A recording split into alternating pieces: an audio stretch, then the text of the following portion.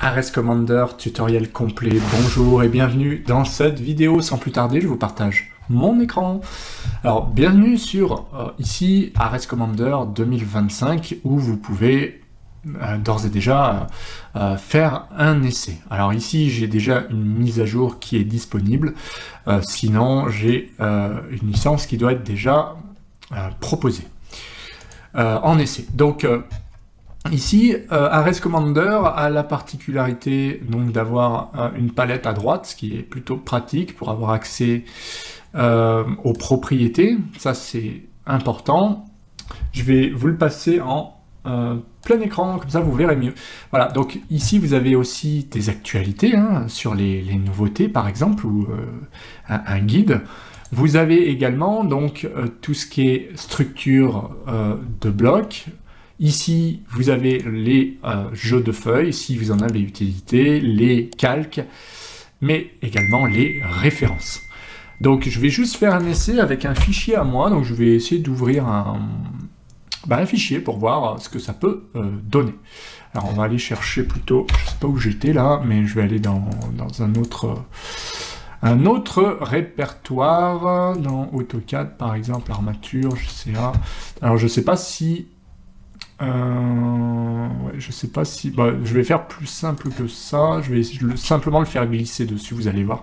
Normalement, ça fonctionne aussi. Donc, si je vais dans Projet AutoCAD Armature, on va voir ce que ça peut donner en le faisant glisser ici.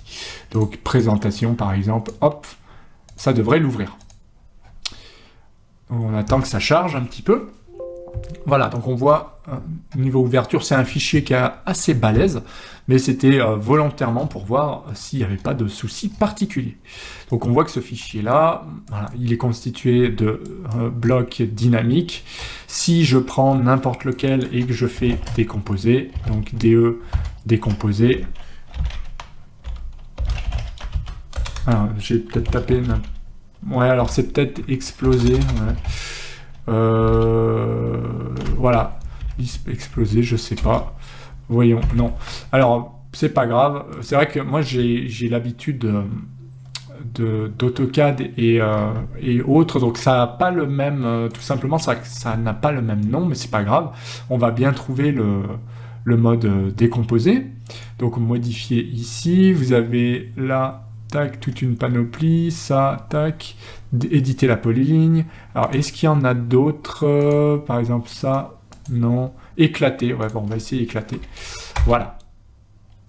Donc là, visiblement, ça fonctionne. Si je fais ça, je vais pouvoir changer le type de achat. Donc 12, ok, ça a l'air de fonctionner. Si je fais Regen, donc Regen, ce sera peut-être autre chose. Je vais faire un essai, donc ouais, c'est plutôt le Regen comme ça. Voilà, là ça marche. Donc on va le laisser charger tranquillement pour voir ce que ça donne. Voilà, et ben bonne nouvelle, donc là ça marche parfaitement. Donc on voit que le Regen il fonctionne, il m'a changé tout ce qu'il y avait à changer, donc les dimensions. Je vais essayer le mettre à jour attribut de bloc, sélectionner, ok, c'est plutôt chouette. Donc je vais... Ah oui, alors là je vais juste refaire Regen, ça ira plus vite, voilà. Parce qu'en fait sinon il faut que je les sélectionne un par un. Donc là, c'est juste pour voir si le 3.27 se met à jour, puisque la taille ici, voilà, en principe, change. Donc ça, c'est plutôt intéressant. Voilà, donc il y a Ares Commander, l'avantage qu'il a, c'est qu'il prend en compte donc, les blocs dynamiques, les Lisp et tout ce qu'il faut, finalement, les références externes, etc., etc. Visiblement, le Regen, il a très bien marché, puisqu'il a marché en une seule fois, ce qui est plutôt un avantage par rapport à AutoCAD, donc je découvre en même temps, finalement.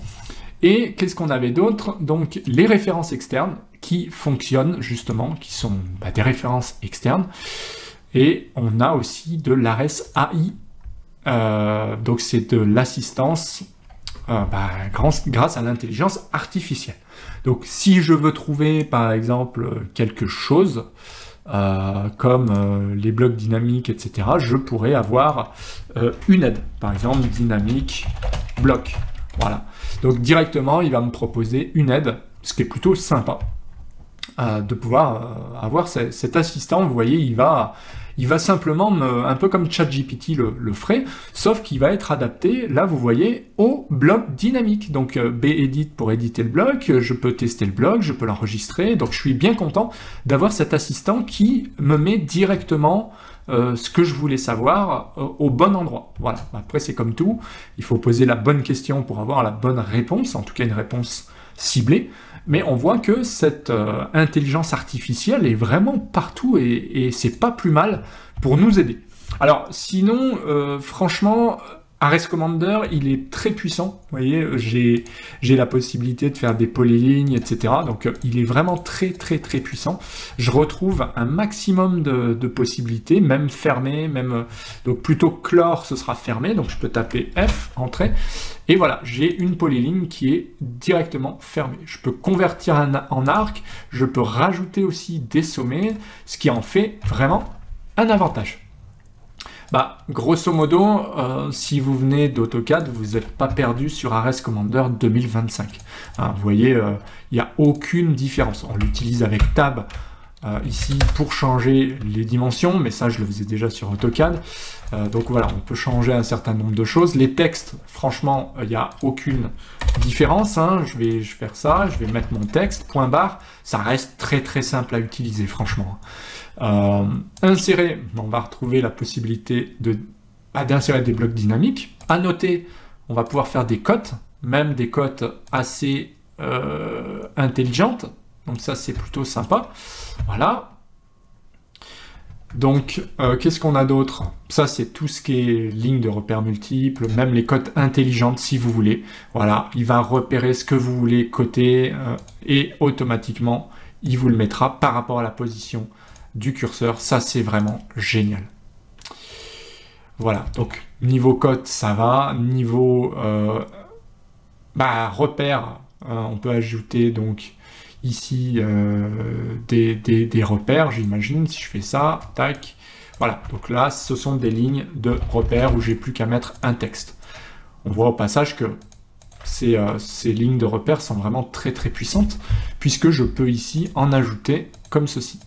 Donc, imaginons que j'ai besoin d'ajouter des lignes de repères, et bien j'ai juste à faire ça, et si je déplace, j'ai toutes mes lignes de repères qui vont être bien placées. Donc c'est vraiment redoutable. Ensuite, les blocs, hein, on peut insérer des blocs, ou des tableaux, pardon, ce sont des tableaux, mais on peut aussi insérer donc des blocs dynamiques plutôt dans insertion. Alors contrainte, c'est si vous avez l'habitude d'AutoCAD, il n'y a aucun problème, les vues non plus. Moi, ce qui m'intéressait, c'est de regarder cet Extra Tools. Alors ça, c'est pas mal. Ça vous permet de faire des lignes de cassure. Donc ça, c'est plutôt chouette. Si je fais ça, voilà. Ah oui, c'est directement des lignes de cassure comme ça. Donc ça peut servir. On peut donc trouver des choses qu'on n'a pas en natif sur des logiciels DAO, donc ça c'est plutôt sympa. Et on a aussi un mode BIM. Alors ça c'est super, le mode BIM, c'est cette possibilité à intégrer par exemple des maquettes Revit directement et pouvoir travailler dessus, vous savez. Donc vous allez insérer du RVT directement et vous allez pouvoir créer des vues, vous allez pouvoir créer des coupes directement sur Ares Commander. C'est comme si sur AutoCAD vous étiez capable de faire du Revit, sauf que vous allez le faire sur Ares Commander. Lui, il permet de le faire. Alors attention à savoir qu'il n'y a pas il y a plus de lien entre les deux. Hein. Si vous avez une maquette Revit qui est finalisée, vous la mettez sur Ares. Vous faites vos mises en plan, vos coupes, etc. Vous faites vos armatures, vous faites ce que vous avez à faire. Et ensuite, vous envoyez votre plan au client. Donc vous avez plus forcément de lien ensuite avec Revit. Hein. C'est que dans un sens, il me semble. Mais ça marche très bien. Et puis vous avez la possibilité d'avoir d'autres plugins aussi. L'avantage d'Ares Commander, c'est que vous avez des cartes. Donc vous pouvez insérer directement les cartes, travailler dessus. Donc là, il y a eu un gros travail de fait à ce niveau-là. C'est super intuitif. Et puis on voit qu'au niveau des couleurs, bon, ils ont leur propre style ici, mais franchement, c'est bien sûr un style particulier. Moi, ce que j'apprécie, c'est que c'est pas de la copie bête et méchante. En revanche, on trouve quand même les présentations. Hein. Si on clique sur une présentation, on va tomber donc sur l'espace ici, présentation. On le voit là, hein, d'accord? Et là, on voit que effectivement, ce orange, il est assez sympa. Ça permet de bien voir tout ce qu'on a à sélectionner. On le voit tout de suite en survol. Et moi, je trouve ça plutôt réussi. Voilà, donc au niveau de la navigation, ça reste assez fluide, sauf pour, là, c'est un fichier qui est assez lourd. Donc d'une présentation à l'autre, en tout cas, pour passer de objet à présentation, c'est un poil long. Sinon, c'est quand même très très bon. Et surtout, au niveau de fluidité, oui, une fois que vous êtes dans espace objet, franchement, il n'y a rien à dire. C'est très fluide. On a vu que les blocs dynamiques marchaient parfaitement. Donc là, j'utilise des blocs assez complexes. Tac, juste pour tester, ça marche parfaitement. Et ce que j'ai fait tout à l'heure, on voit que ça marchait aussi parfaitement. Je voulais juste faire un dernier petit test. Par exemple, si je change à nouveau, voir si tout marche bien. 20 achats, 20, allez, soyons fous. On va faire un petit regen. Voilà, pour l'instant, il n'y a rien à déplorer. Ça marche très très bien. Voyons juste ce que ça donne au niveau du 3,27. Et ben là, le 120, il est bon. On va juste faire regen à nouveau pour voir regen all. Hein, ça sera mieux regen all. Parce que celui-là, le 3,27, il devrait changer. Donc sinon, c'est simplement une histoire de... Voilà, ça doit être une histoire de change. Je sais pas à quel moment ça n'a pas fonctionné. Peut-être qu'il y a d'autres... choses qui lui posent problème. Mais voilà, ouais, là j'ai double-cliqué, donc ceci explique cela. En tout cas, là, ça fonctionne parfaitement. Là, le nombre d'épingles, pareil, il n'a pas suivi. Voilà, on peut dire que, grosso modo, j'ai un petit travail à faire par rapport au bloc que j'ai déjà créé. Bon, si je vais dans l'éditeur de bloc, voilà, j'imagine que je vais devoir éditer le bloc pour pouvoir le rendre vraiment fonctionnel à 100%. Hein. Par défaut, ça doit être 70, 80%. Il y a toujours des petits soucis parce que ce sont des blocs très, très... très complexe une fois de plus, donc forcément il y a des choses qu'il n'a pas appréciées. Donc sinon, niveau accueil, eh bien voilà, on a vu que rectangle par exemple ça marchait très bien. On va voir au niveau des modifications, eh bien on peut modifier, enfin là on a copier-coller, donc on sélectionne des entités, on fait entrer premier point, deuxième point, et on peut coller ensuite tous les objets qu'on veut. Donc ça marche très bien. Qu'est-ce qu'on a d'autre? On a un mode ici motif. Alors ça, je ne vois pas exactement ce que c'est. Est-ce que c'est un réseau? Voilà. Alors c'est peut-être une nouveauté. Hein, ça a l'air sympa. Donc on a pas mal de choses d'en modifier. Ici, c'est quoi? C'est soudé. Donc pourquoi pas congé ici et éditer la polyligne. D'accord. Donc on peut éditer comme ceci. Tac. Voilà, alors ça c'est pas mal parce qu'il y a plus de paramètres, donc on peut jouer sur la largeur directement, et il y a d'autres choses comme ajuster, alléger, etc. Donc ça c'est plutôt sympa, franchement. Voilà ce qu'on arrive à faire avec Ares Commander. Donc vous voyez, je l'utilise pas tous les jours, mais je vois que par rapport au polyline par exemple, il y a un petit plus. On peut décaler des objets, donc ça, distance, on va mettre 20 et on va essayer de décaler les objets. Donc intérieur, extérieur. Vous voyez, ça marche très très bien avec une grande fluidité. Ajustement intelligent, ça c'est tout ce qu'on lui demande. Il y a beaucoup d'intelligence et c'est tant mieux pour nous. Et puis on peut supprimer, on peut faire pas mal de choses. Tout à l'heure j'ai vu qu'il y avait une gestion d'échelle quelque part. Alors je pense qu'il y a d'autres petites choses. Après, moi, je vous encourage à faire comme moi. Vous voyez, moi, j'utilise beaucoup les raccourcis. Donc, j'ai pas besoin, si vous voulez, quand je passe d'un logiciel à l'autre, à dire je dois aller ici, je dois chercher. Vous tapez échelle. En général, vous pouvez changer l'échelle des objets. Vous voyez. Donc là, c'est un petit peu gros, mais j'ai la possibilité ici de changer l'échelle. Si je mets 0,5, c'est 2 fois plus petit. Voilà. Donc, on voit qu'on y arrive parfaitement. Pareil, hein, décaler, ça doit être... vous tapez décaler. et vous n'avez plus qu'à décaler les objets directement. Donc en soi, ça reste plus pratique à utiliser que d'apprendre à utiliser une nouvelle interface. Mais ce que je peux vous dire, c'est qu'en tout cas, le fait qu'il y ait du BIM, le fait qu'il y ait de l'intelligence artificielle, on l'a vu ici, bah ça c'est plutôt chouette. Par exemple, là je vois que dans le BIM, je peux insérer une étiquette, étiqueter des portes, donc là je n'ai pas de maquette, mais en tout cas, on voit que bah voilà, je pourrais faire une élévation, je pourrais faire pas mal de choses que je ne pourrais pas faire directement sur Revit parce que bah, c'est parfois compliqué, tout simplement. Qu'est-ce qu'on a d'autre? Eh bien, les délimitations, très bien, les palettes d'outils, donc ça, on peut insérer directement des choses, des composants aussi.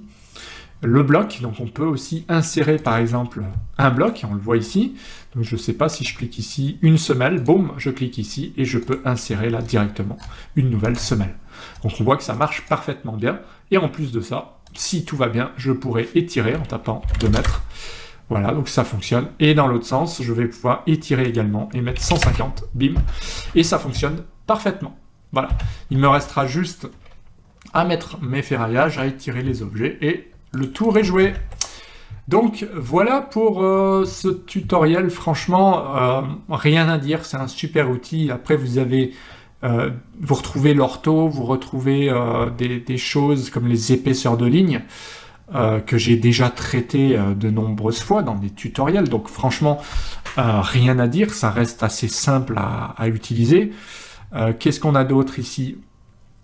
Les références externes, à nouveau, le système de coordonnées, voilà, donc grosso modo, il y a quand même un beau travail sur le visuel, c'est assez simple à comprendre, je trouve qu'il n'y en a pas des tonnes, il n'y en a pas partout, mais il y a juste ce qu'il faut. On retrouve les annotations, c'est tout bien rangé, voilà, on peut faire par exemple du polaire, on peut faire de l'ortho, on peut afficher la grille, hein. Alors, je ne sais pas si là on va la voir, voilà, mais on peut faire pas mal de choses. L'aimant, c'est par rapport à la grille, etc., etc. Donc, bah voilà pour ce tutoriel. J'espère que ça vous a plu. Si c'est le cas, n'hésitez pas à mettre un petit pouce bleu. N'hésitez pas à vous abonner pour ne rien louper. Il y a quand même beaucoup de tutos qui tombent. N'hésitez pas à vous former. Il y a des formations complètes qui vous rendront littéralement un expert sur vos logiciels préférés. Et vous avez également d'autres vidéos à votre disposition. Moi, je vous souhaite une très bonne journée. Je vous dis à bientôt en vidéo. Ciao!